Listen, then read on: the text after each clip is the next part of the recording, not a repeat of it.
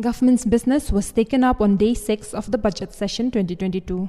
The House took up and disposed 5 start questions in the first hour. The first question was related to setting up of ICDS project offices under Boirumbong CNRD block and other blocks placed by Umroi MLA George Bilingdo. Social Welfare Minister Kirmanchila informed that the proposal for setting up of new ICDS project offices under the Anganwadi services in 7 newly created CNRD blocks, including Boirumbong, is yet to be considered by the Government of India.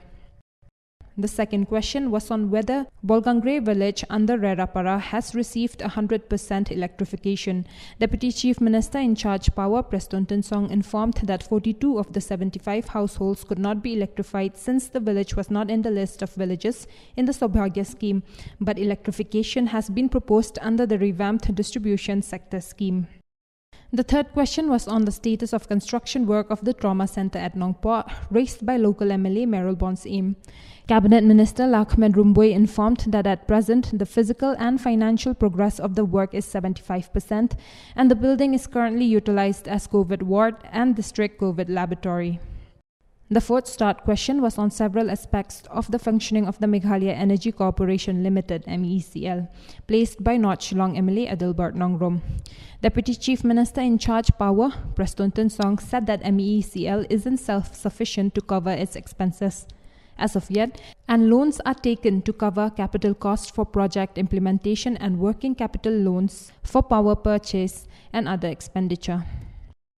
Social Welfare Minister Kirmanchila, in response to the fifth question taken up today, said that the state government is making efforts to comply with the Human Rights Advisory on Rights of Elderly Persons in context of COVID-19.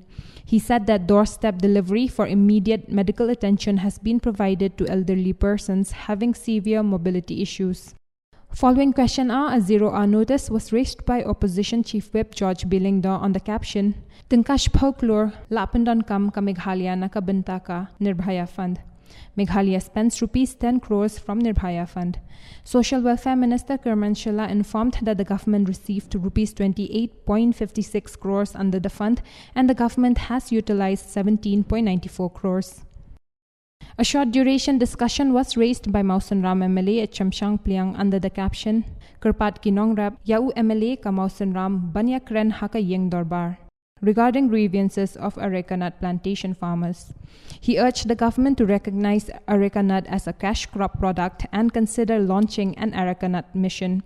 Agriculture and Farmers Welfare Minister Bantay Dorlingdo said that the department has noted his suggestion. Rangsakona MLA Zenit Sangma, leader of opposition Dr. Mukul Sangma, participated in the discussion.